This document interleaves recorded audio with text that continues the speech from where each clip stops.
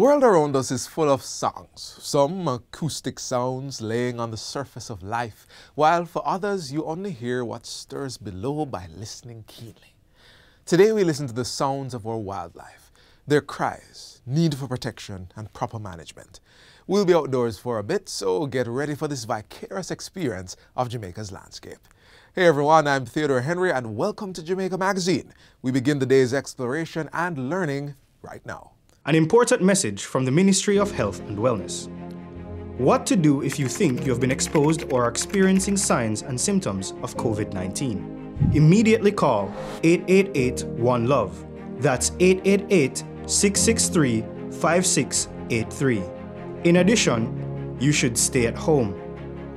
Don't go to work, school, or any public place. Do not use public transport, and avoid visitors to your home. You may need to do this for up to 14 days to reduce the spread of the infection. A message from the Ministry of Health and Wellness.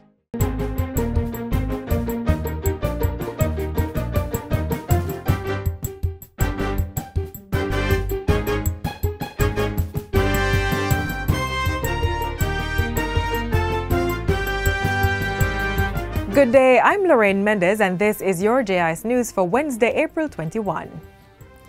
Jamaica has raked in tourism earnings of $360 million in under 4 months. The earnings came from the more than 219,000 visitors to the island since January 2021. The latest tourism figures were provided yesterday by Portfolio Minister Edmund Bartlett as he opened the 2021-2022 sectoral debate in Parliament. The general outlook for the upcoming fiscal year, Madam Speaker, is quite positive, as we expect to realize growth of 122% on earnings and 236% for arrivals. Of this number, we hope to welcome 1.043 million stopover visitors, which is a 117% increase over last year's stopover numbers. He points out that the COVID-19 pandemic continues to heavily impact the local tourism industry as the country's borders remain partially opened, with flights restricted from some countries such as the United Kingdom. Cruise shipping is also still at a halt, but Mr. Bartlett says Jamaica should have up to 60% coverage of the United States market by the end of May, with another 800,000 airline seats anticipated to become available for the upcoming summer. Cabinet has given approval for the National Housing Trust (NHT) to purchase a 457-acre property to develop housing solutions for hotel workers. The property, located at Landover in Salem, St. Anne, is owned by the National Insurance Fund (NIF). Information Minister Favour Williams says the NIF has been seeking to dispose of the property over the last 4 years as part of its thrust to realign the real estate portfolio and dispose of underperforming non-income generating assets. The National Housing Trust expressed interest in acquiring the property for $1.8 billion to develop approximately 2,000 housing solutions, with the target market being hotel workers. The Child Protection and Family Services Agency CPFSA has acquired a retrofitted 35-seater bus to further mobilize its mental health services. The vehicle was purchased and modified by Toyota Jamaica at a cost of $14.9 million. It's equipped with 2 counseling areas, Wi-Fi service, air conditioning, a refrigerator, sink and cabinets. Using the bus, the CPFSA's mobile mental health unit will provide psychological screening and intervention for children in state care who were traumatized by acts of violence. It will redound to an increase in the ability of the mobile mental health services unit in addressing some of the challenges that exist within the childcare ecosystem. The CPFSA has regulatory responsibility for 52 childcare facilities island-wide. In addition to the bus, the agency has acquired a $3,957 multi-purpose printer as part of its ICT expansion project. The Ministry of Education has terminated a relationship it had with Embracing Orphans after it was revealed that its founder, Carl Rubansk, had been slapped with charges of professional misconduct in the United States. Portfolio Minister Favour Williams made that announcement during the recent post-cabinet press briefing. It followed news that the founder's education certificate was suspended after it was established that he had sexually inappropriate exchanges with a minor on social media. We have asked OCA, Office of the Children's Advocate, to include in their investigation the extent of the interaction of Mr. Robansky with the children, and if any interaction was of the kind for which Mr. Robansky was suspended. Minister Williams says she has also written to Mr. Robansky informing him that the premises that had been leased from the group by the government will be vacated within 90 days following the notice. Embracing Orphans is a US-based non-profit organization. It has been partnering with the Child Protection and Family Services Agency since January 2014 after the donation of a transitional facility in Reading, Montego Bay called the Father's House. And finally, the Lay Magistrates Association of Jamaica LMAJ will be donating to the relief effort for the people in St. Vincent and the Grenadines who are being impacted by the La Soufriere volcano. President of the LMAJ, Dr. Lyndon Rose, made the disclosure while addressing a recent JIS think tank. He said the organization would be providing monetary support, food and other basic items. I'm very concerned about the natural disaster in St. Vincent and the Grenadines. And we have activated our outreach community, our outreach committee, and we are putting together assistance package to help the citizens who are affected in St. Vincent and the Grenadines. The eruption of the La Soufriere volcano, which began on April 9, has displaced approximately 20,000 people, with 4,000 of those living in shelters around the island. And that's it for JIS News Today. I'm Lorraine Mendez. Thanks for watching.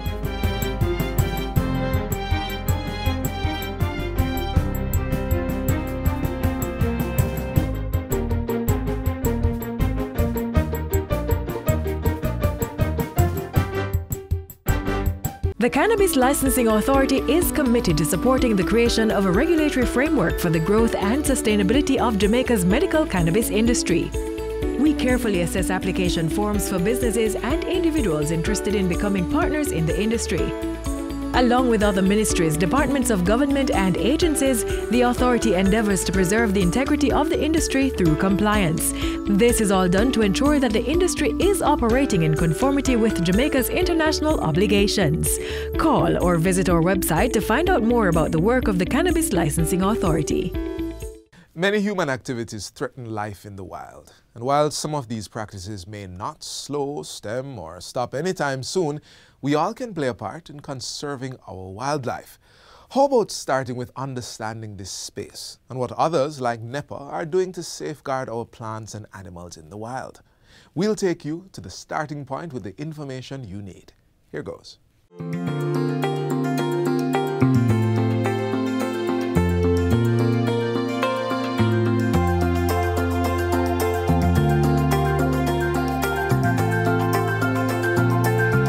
There are increasing threats to Jamaica's biological resources, like our plants or animals, due to events like habitat degradation or pollution. And globally, cycles like animal poaching to fuel a thriving fashion industry continues to hover over the idea of sustainable life in the wild. While Jamaica and the rest of the world's ecological challenges of today need innovative solutions, understanding our wildlife, what to protect, the need to protect it, and those mobilized to protect it is one of the biggest starts. The overall goal for wildlife conservation is really to try and preserve a particular species in its natural environment. So the species that are protected, how do we determine those? Well, Jamaica, again, as an island, has a lot of unique species. So that's one of the first things we look at. What are the things that are unique to Jamaica? What are the things that are endemic? So we're looking at endemic species, not just animals, but also plants. And we are trying to see how we can ensure that we don't lose those species. There are also species whose numbers are very small. They're not necessarily endemic. Some of them are more widespread, but their species in Jamaica are very small, and they may have a higher threat of exploitation. For example, persons are going to try and harvest them, and so we try to put some form of control onto the amount of harvest that is done. So in order to do that, we have to bring those species under the Wildlife Protection Act so we can better regulate these activities. So how do we necessarily choose which animals fall under the country's Wildlife Protection Act? Now, how do we choose these? Well, We look at what is native, what is endemic, and then we actually do surveys. We look at what the population numbers are like. We also signatory to several international treaties that actually tell us that certain species that we have on our island are actually endangered, critically endangered on a global scale. And so we have to play our part here in Jamaica to ensure that those species are not lost. And then there is the issue of domesticated animals, those that are dependent on humans, because over time they have become genetically adopted to live alongside us. But more and more persons are stepping into the wild for new breeds to domesticate. But disturbing that pattern can have implications. Domesticated animals are really animals that are very dependent on man and very used to habitualize to man. And so we talk about cats and dogs, some pigeons, for example, you know, your rock pigeons, your everyday domestic pigeons. Those are domestic animals. Now, some of our wildlife persons would like to keep as pet. They are not domesticated animals. They are actually wild animals. Our parrots, for example, you know, we have two endemic species of parrot, the yellow-billed parrot and the black-billed parrot, and persons would tend to want to keep those as pet. And they are actually protected because their population is low. First off, they're endemic.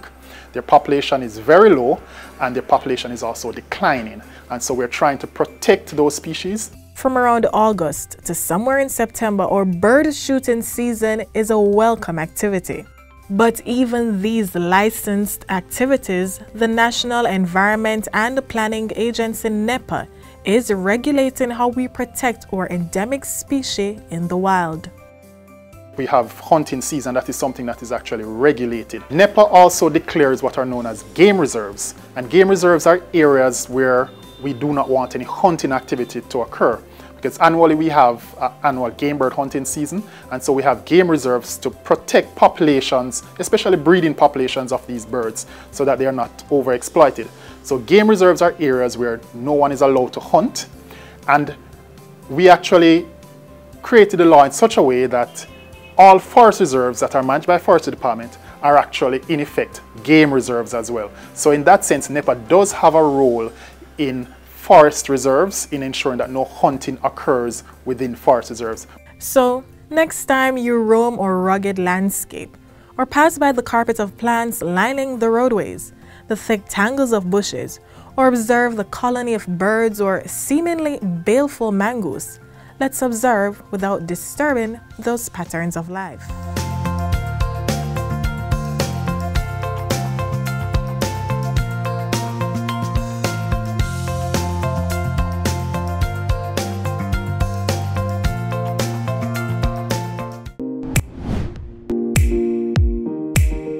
The Forestry Department is leading the implementation of the National Tree Planting Initiative, which seeks to plant 3 million trees in 3 years, one for each Jamaican plus a little extra for good measure. So I'm inviting each Jamaican to visit our nurseries across the island and collect your tree seedling and make your mark towards this great goal for Jamaica.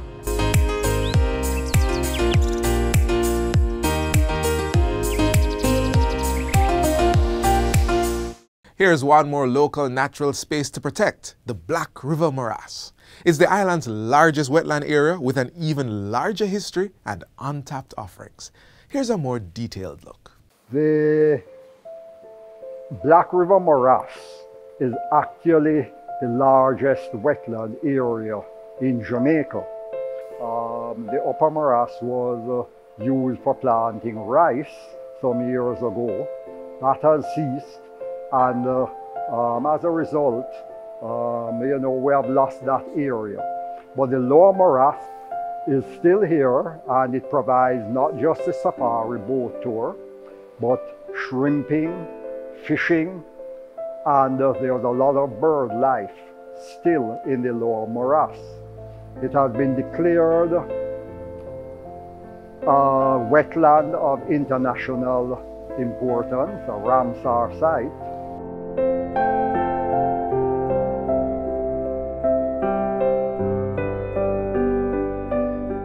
The Black River Morass is home to hundreds of crocodiles, vegetation, and other aquatic animals.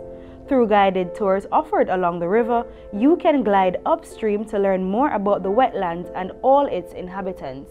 Welcome on board the Safari Diva and welcome to the Black River Safari. My name is Roger and I'll be your captain and also your tour guide. Our trip will take us approximately 4 kilometers upstream, during which I'll show you some birds, wetland vegetation, and some of our very friendly crocodiles. Presently, we're on the Black River, and this is Jamaica's longest navigable river. It is 44 miles long, about 70 kilometers. Well, surrounding us, we have over 21,000 acres of swamp, and this is the largest wetlands in the Caribbean. It is also home for over 65 different species of birds. 17 years ago, it was estimated there was a little bit over 100 crocodiles living within the area. And since then, their number have increased as they are on the endangered species list. They were once hunted for their skin to make a nice shoes or a good handbag. They are protected. No hunting of crocodiles in Jamaica. Well, they are part of our heritage. They're on our coat of arms with the crocodiles at the top, Indians at the side.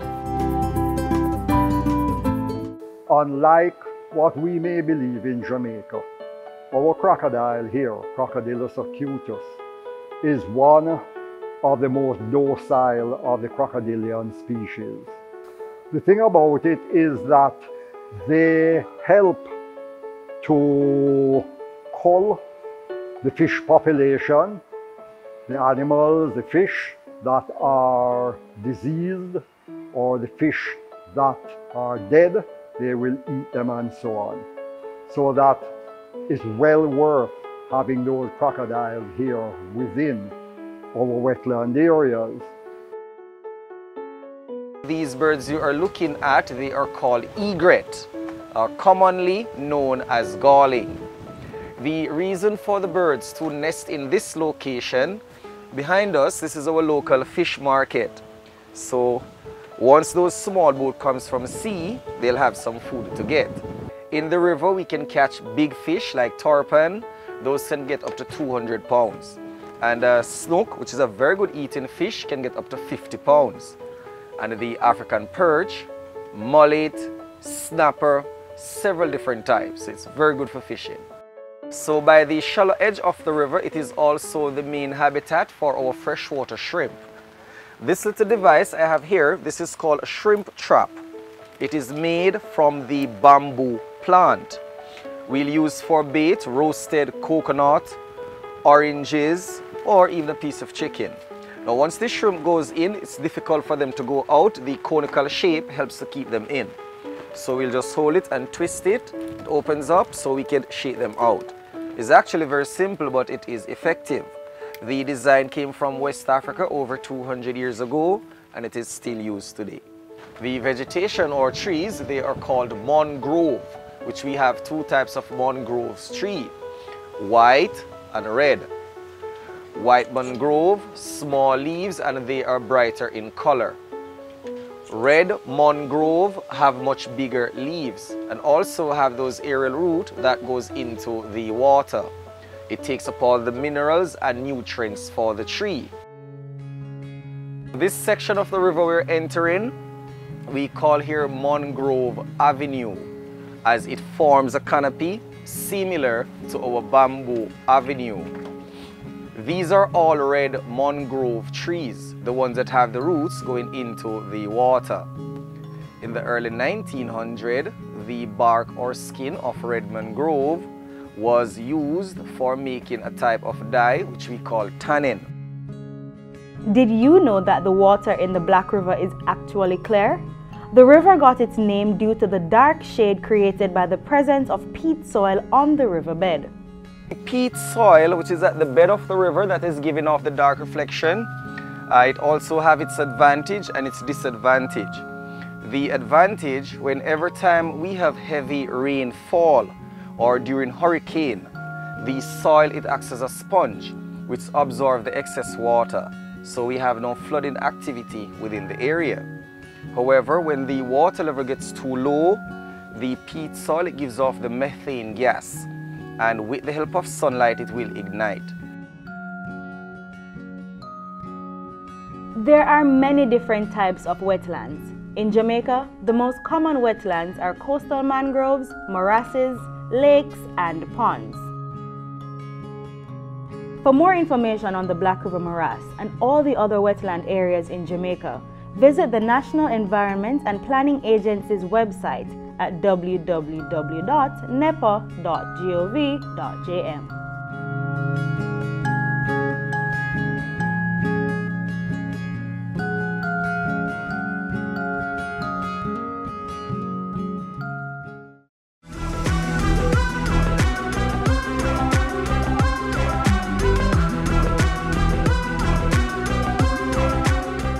Convenience and accessibility are important for smooth and easy transaction of business, or really just for anything in life. That's exactly why the Registrar General's Department is moving its services online. Here's more on that initiative. Hello Jamaica, my name is Charlton McFarlane and I am the Chief Executive Officer of the Registrar's General Department. I also go by the title Registrar General and Deputy Keeper of the Records. Over the last 12 months, the RGD team under my leadership embarked on a program entitled Digitally Bold. What does Digitally Bold mean? It means two things. Number one, we will migrate as much of our services to our online and digital platforms as far as possible.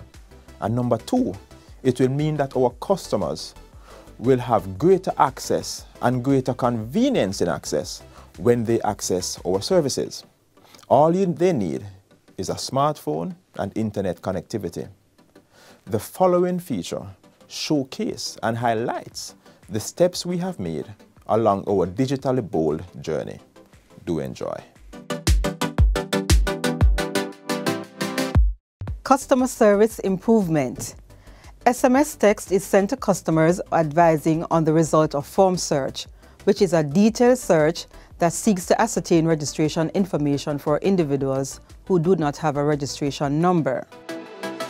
Our BDMS, birth, death, marriage system is directly updated to the system. This accommodates correction of errors on certificates to be corrected and reprinted immediately upon return of certificates by customers. Application for refunds are also accepted on the RGD's website. Our online web chat facilitates customers worldwide where they communicate real-time with RGD representatives who assist with queries. The agency is now able to deliver burial orders to our customers electronically.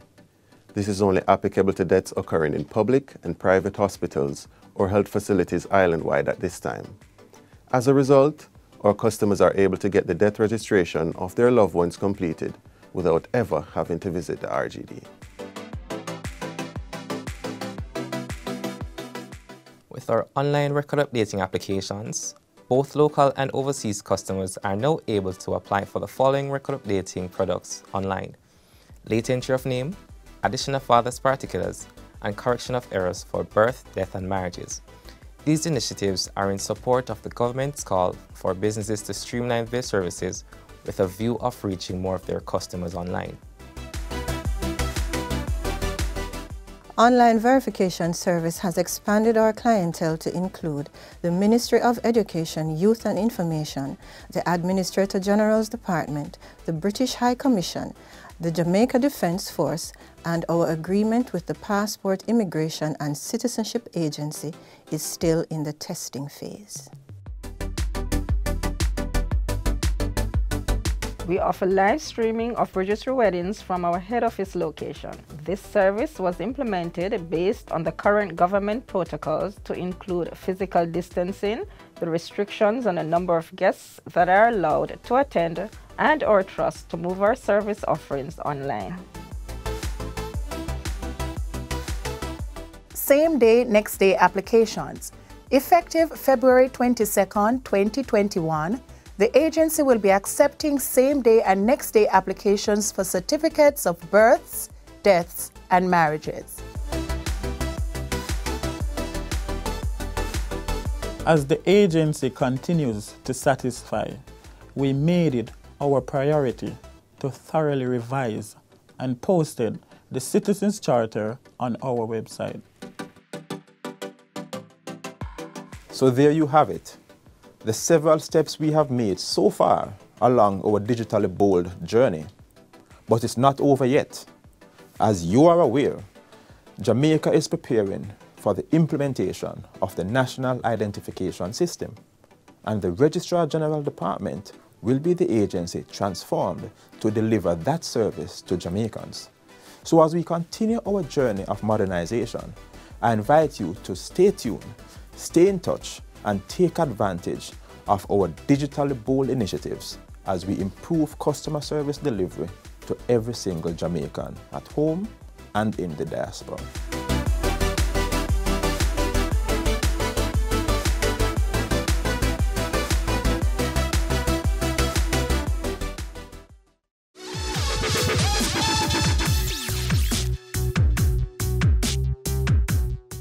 Today has been quite an adventure, right?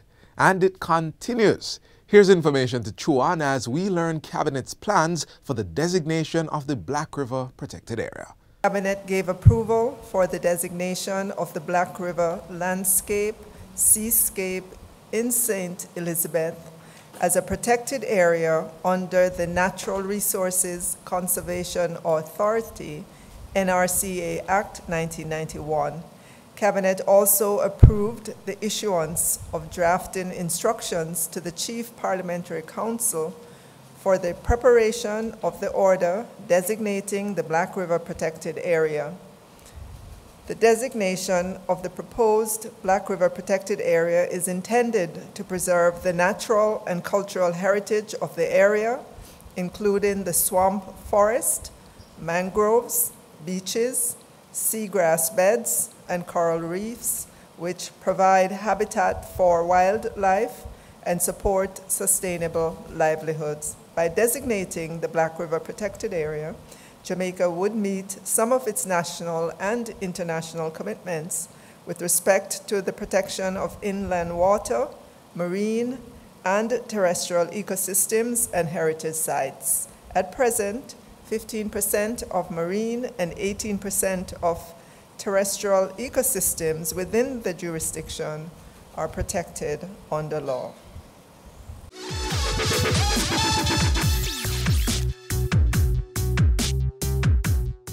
After all that learning, we put the final pause here for today's show. Thanks for sticking through the journey with Jamaica Magazine today. A refresher of yesterday's journey and others can be had through our YouTube channel. Also, visit the JIS's Facebook, our Instagram and Twitter pages for much more information. From all of us here at the JIS, I'm Theodore Henry.